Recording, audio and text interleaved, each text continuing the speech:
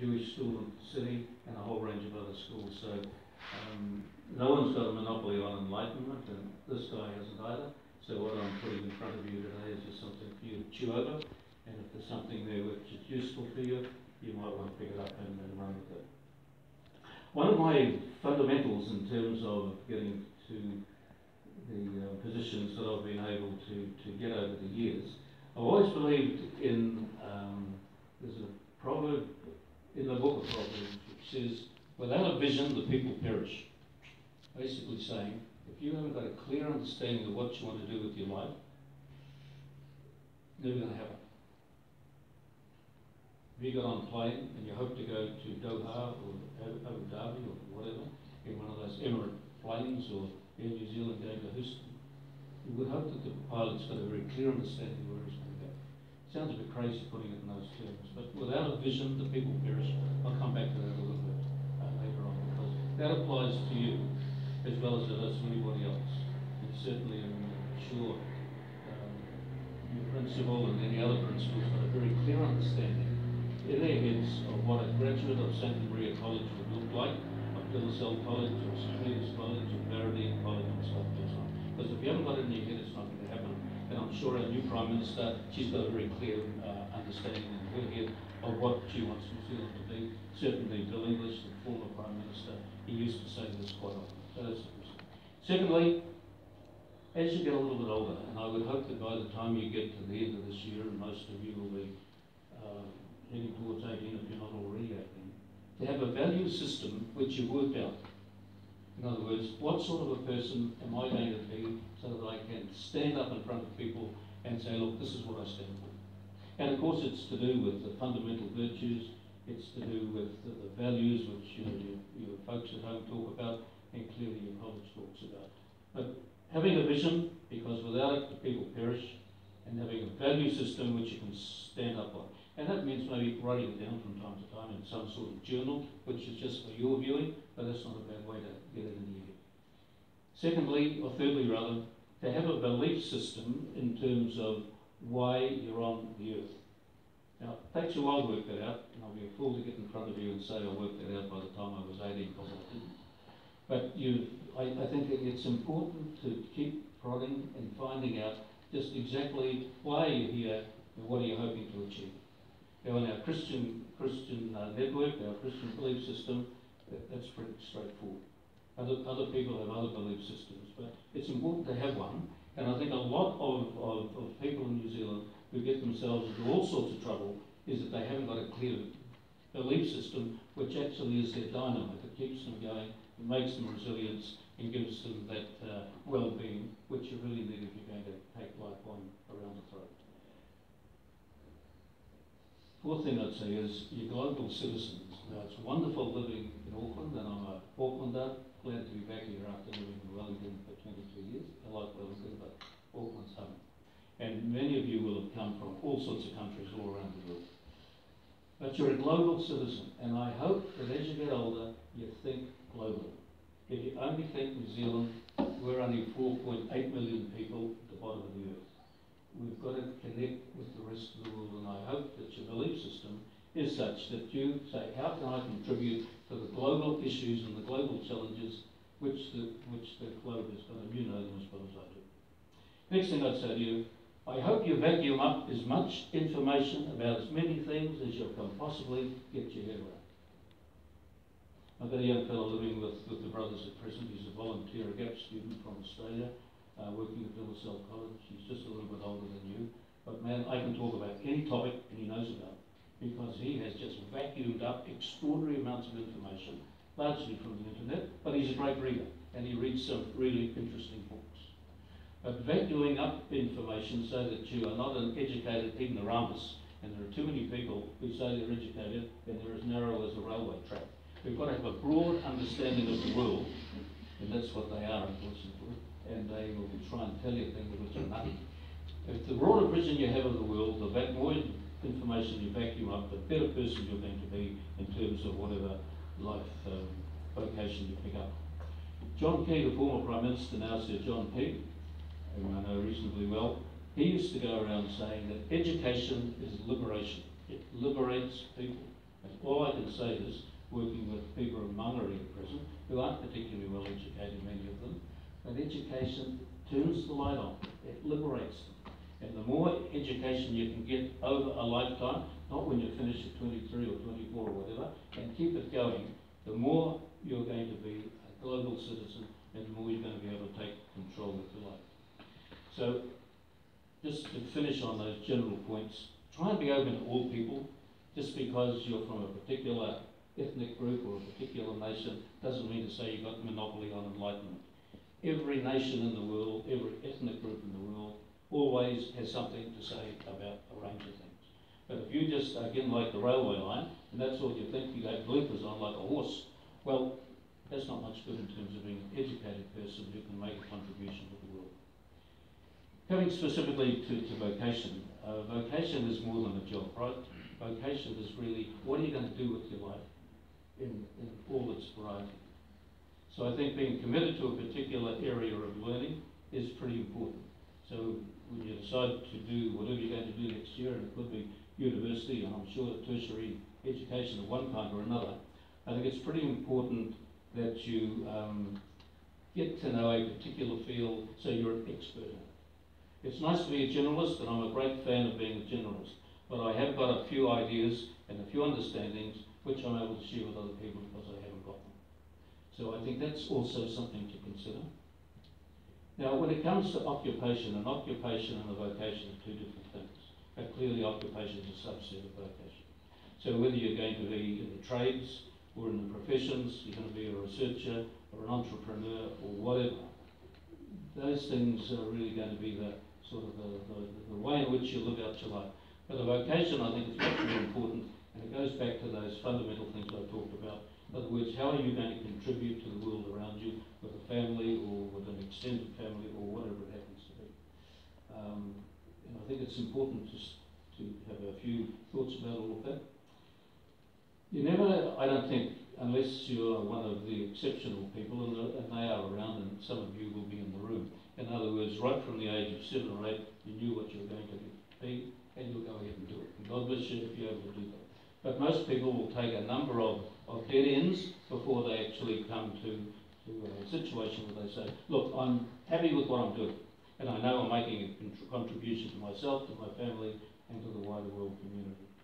So while you will make a few false starts, the more information you vacuum up about a whole range of things and the more experiences you have, the greater chances are that you will find out what your calling in life is a little bit more quickly. I'm conscious that a number of really interesting New Zealanders have gone into different jobs. For instance, Sir John Hood, who used to be the Chancellor, or Vice Chancellor of Auckland University, then he went on to be the Chancellor of Oxford University, now back in New Zealand and doing a number of things. But he was the CEO of Fletcher's for quite a number of years. So he went into buildings, and then he went into the university, 2 universities, and now doing other things. So you've been told many, many times that you're going to change occupations. But that man got into all those positions because of the person that he was and is. But I suggest to you, finding out what you want to do in life is not all cerebral. A lot of your instincts will tell you what you ought to do. And the women amongst you will know that instinct is sometimes a little bit more powerful in decision making than up here, which the males tend to use. Fellas, I suggest listen to your instincts. And I would suggest to you, never make a decision which goes against your instincts, because it's probably dead on. And I'm sure you've possibly seen that already. Aristotle basically said, amongst a whole range of other things, the unexamined life is not worth living. Interesting. He was no religious guy, but he was a philosopher. The unexamined life is not worth living. So examining what you're doing, reflecting on what you're doing, getting out and looking at Eastern Beach when no one else is around, getting on top of Pigeon Mountain, whatever, getting by yourself to do some reflecting is very important to sort of organise your thoughts. The internet clearly is a gift to your generation, probably the most wonderful thing other than electricity and planes flying around that the world's known. Because all the information I'm talking about, you can get it there, providing you discriminate in rural obviously. So what I'm talking about is not something which is impossible. People just looking a little bit more deeply at this. Life satisfaction and happiness cannot be bought and sold or induced by what you drink, or what you eat, or what you might inject into yourself. If you become a square peg in a round hole, you've got problems. So it's got to be an easy fit. So never be afraid to open your mouth and dialogue with people whom you admire and respect about what you might do with your life, and then to bounce ideas off them. A lot of people are afraid of opening their mouths lest somebody is going to laugh at them. The brave people in this world are those that shake cages and take risks and who are bold. Be careful who you want to share with, but be that as it may, never be afraid. Sir John Cooman and I are doing a bit of work at present with the JK Foundation, and you're going to hear a lot more from Sir John in the next month.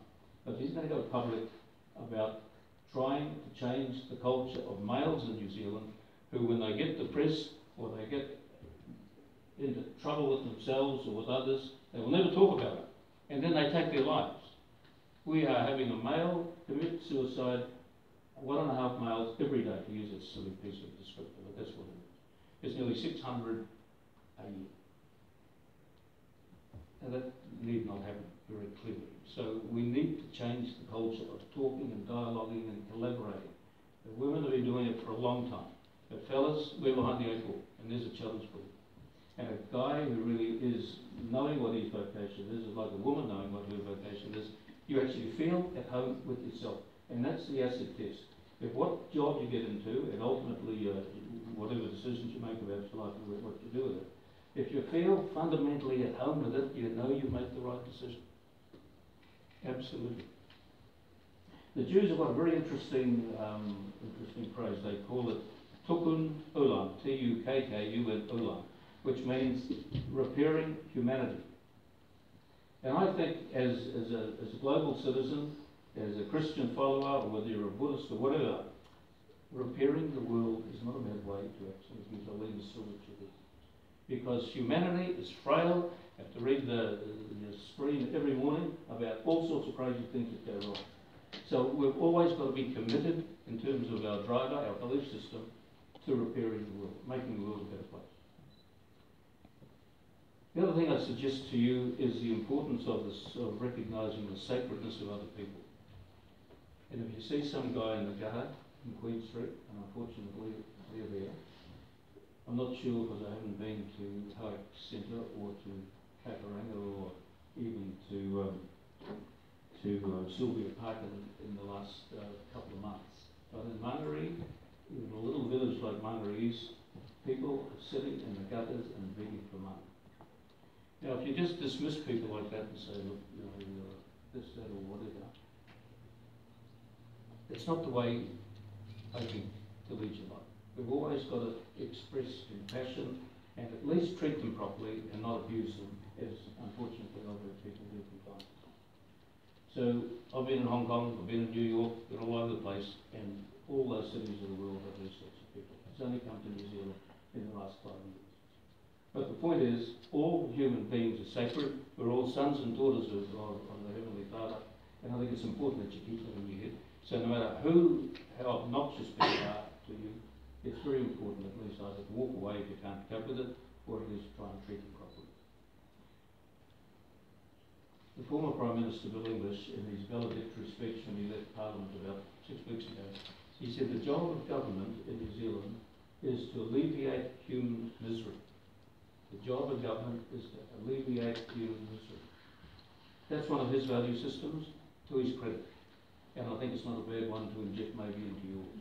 That part of your job as a human being, as a global citizen, is to try and alleviate human misery.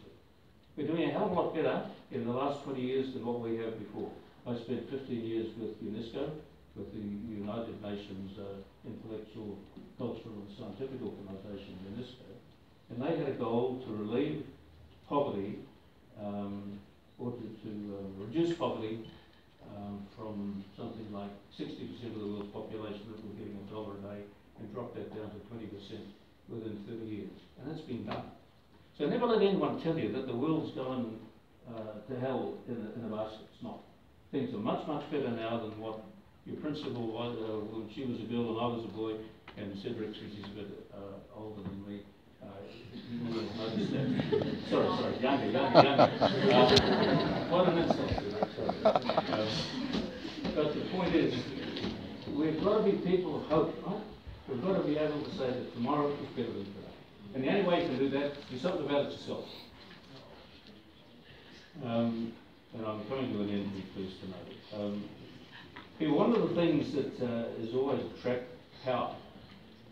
People think, look, if I can become a powerful CEO, or I can become the principal of a school, or I can become the CEO of the hospital, or whatever, I'll have power over people. If power is your driver, you're going to have an unhappy life. Service, focusing on faith, service and community, those three pillars will give you happiness, nothing else. And you can make huge amounts of money and still end up taking your life or doing something really traumatic, unfortunately. But you need money, you'll be a fool if you don't make money. But money is just a portion of having a vocation, attitude to life, a job in life which is one which is going to give you happiness. But I also say to you that arrogance is probably the worst sin you could ever get close to. Pride and arrogance. When you think you're better than everybody else, or somebody else, just think, is that really a valid understanding? You never know what goes on in someone's life, like these poor guys in Queen Street or wherever they happen to be. You haven't a clue why they're there. And Jesus said, judge not. And I never tried to judge anybody because you don't know what's going on in somebody's life, even though you think it. Here's a few passing ideas just to bring this to a conclusion.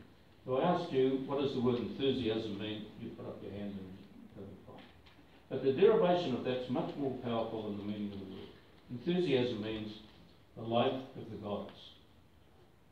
So if you're an enthusiastic person, you'll put all what I'm talking about, at least try something. Enthusiasm is really the greatest gift you can give anyone. You've got friends who are miserable. They're probably not good friends. But if you've got friends who are enthusiastic, they're wonderful to be around. So it's the life of the gods. It's a Greek word. Having a vision whereby you're able to describe what you want to do with your life.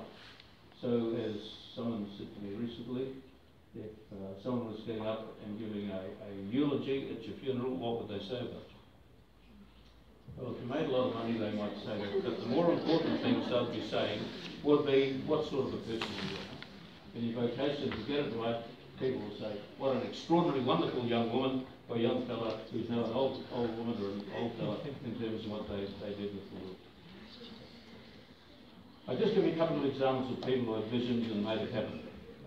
Certainly the former Prime Minister, Bill English, Sir John Key, Helen Clark, Bill Clinton, if your mum and dad will tell you who he was, one of the presidents of the United States, Abraham Lincoln, and on and on. Those are the people that had a vision whereby they said they're going to change the world, and guess what?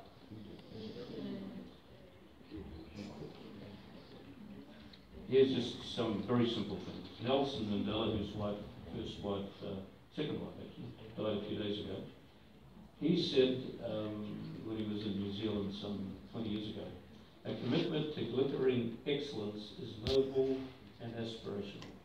I like that piece of descriptor. Glittering excellence.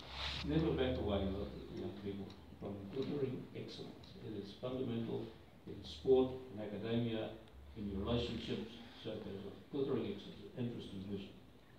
Pope John Paul II talked about the civilizing effect of love and of being kind to people. It is your fundamental outlook on life whereby you try to be kind to people even though they might be miserable to you. And a couple of last ones. And this old lady in Temuka, which is in South Canterbury, she told me this many years ago, she said, one of us is never as strong as all of us.